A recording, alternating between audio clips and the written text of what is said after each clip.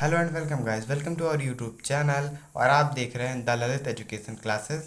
और यहाँ पे हम आपको क्लास 12th बोर्ड एग्ज़ाम का बहुत ही इंपॉर्टेंट टॉपिक जीवन परिचय पढ़ाने जा रहे हैं, जो कि जो है क्लास 12th एग्ज़ाम में पद में ये मैथिली शरण गुप्त जी का जीवन परिचय देखा जाता है। और ये कई सालों बोर्ड एग्ज़ामों में आया है, बहुत बार आया है प्रश्न पत्रों में। तो आइए स्टार्ट करते हैं। राष्ट्रकवि मैथिली शरणगुप्त का जन्म 1886 ईस्वी 3 अगस्त को हुआ था। इनका जन्म स्थान था उत्तर प्रदेश के झांसी के पास चीरा नामक ग्राम में हुआ था इनका जन्म। इनके पिता का नाम रामचरण गुप्त तथा माता का नाम कौशल्याबाई था। ये खेल कूद में अधिक ध्यान देते थे, जिसके कारण इनकी पढ़ाई अधूरी ही रह गई। घर पर ही हिंदी, बांग्ला, संस्कृत साहित्य का अध्ययन किया। 12 दिसंबर 1964 ईस्वी को दिल का दौरा पड़ा और साहित्य का यह जगमगाता तारा अस्त हो गया। मतलब कि इनकी मृत्यु हो गई। आप इस तरह भी लिख सकते हैं और आप सीधा सीधा भी लिख सकते हैं कि 22 दिसंबर 1964 ईस्वी को इनकी मृत्यु हो गई।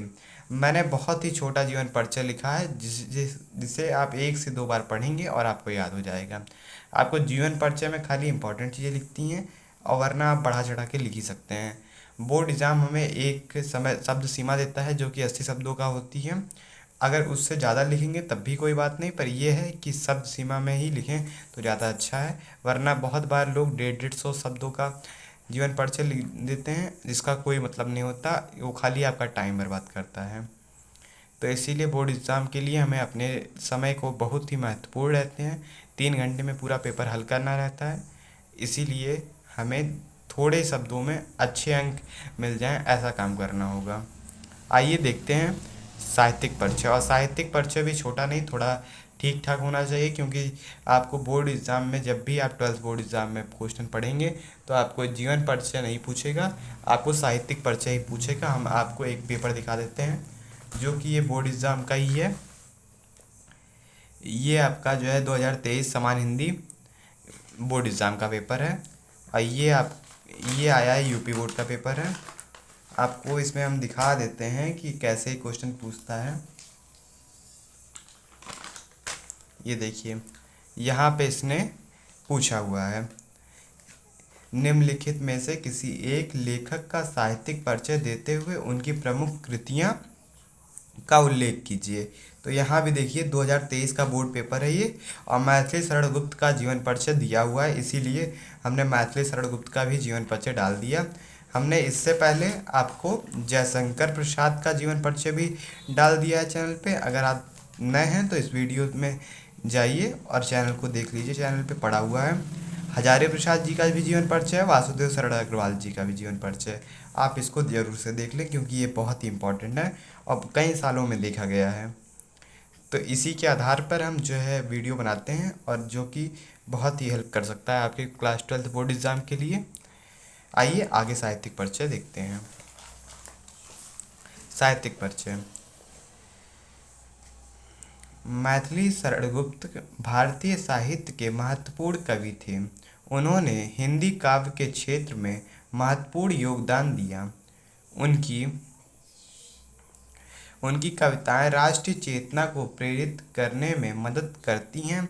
उनकी मशहूर कृतियां भारत माता हैं, जिसमें वे भारतीय जागरूकता और स्वतंत्रता संग्राम की महत्वपूर्ण भूमिका निभाते हैं। मैथिली शरण गुप्त का जीवन साहित्य के क्षेत्र में उनके महत्वपूर्ण योगदान के लिए प्रसिद्ध है, और उनके काव्य कृतियों को आज भी पढ़ा जाता है। उनकी काव्य कृतियों को आज भी लोग पढ़ते हैं, और उनकी जो है साहित्यिक चेतना बहुत ही अच्छी थी, वो बहुत ही अच्छा लिखते थे। उनकी कविताओं में बहुत ही अच्छा प्रभाव था, जिसको बहुत लोग पसंद करते थे, और जो बहुत ज़्यादा प्रसिद्ध था, और उसी वजह से वो प्रसिद्ध थे। अब हमने क्या क्या पढ़ा? हमने पढ़ा जीवन परिचय पढ़ चुका और साहित्यिक परिचय पढ़ चुका। तो ये जीवन परिचय और साहित्यिक परिचय के बाद हम पढ़ेंगे रचनाएँ। आइए रचनाएँ देखते हैं। रचनाएं में मैथिली शरण गुप्त की प्रमुख रचनाएं, ये प्रमुख रचनाएं हैं इनकी। भारत भारती, इसमें देश के प्रति गौरव की भावना पर आधारित कविताएं लिखी हुई हैं। इसमें देश के प्रति गौरव की भावनाओं पर आधारित कविताएं लिखी हुई हैं। साकेत, साकेत को देखते हैं। साकेत मानस के पश्चात हिंदी में राम काव्य का दूसरा ग्रंथ साकेत ही है। मतलब साकेत मानस, रामचरितमानस के बाद दूसरा राम पे आधारित काव्य साकेत ही है ग्रंथ। अब और रचनाएं, तीसरी इनकी रचनाएं हैं यशोधरा। इसमें उपेक्षित यशोधरा के चरित्र चित्र का काव्य का आधार बनाया गया है।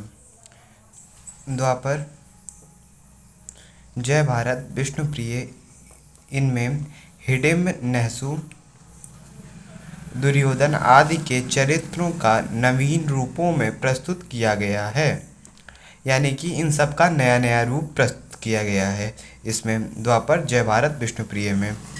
गुप्ता जी की अन्य पुस्तकें पंचवटी, चंद्रहास, कुंडलित गीत, सिद्धराज, मंगलघाट, अंधा अंधा तथा मेघवाद, ये सभी इनकी पुस्तकें थी। थैंक यू गाइस, आप लोग यहाँ तक वीडियो देखे हो। आई होप ये वीडियो आपको पसंद आया हो। अगर ये वीडियो आपको पसंद आया हो तो लाइक शेयर सब्सक्राइब जरूर करें। और ऐसे ही क्लास 12th और 10th के इम्पॉर्टेंट क्वेश्चंस को जानने के लिए और पढ़ने के लिए हमारे चैनल को सब्सक्राइब कर लें। हम सारे इम्पॉर्टेंट क्वेश्चन एग्ज़ाम के पहले आपको वीडियो प्रोवाइड कर देंगे सभी का। Thank you guys, welcome.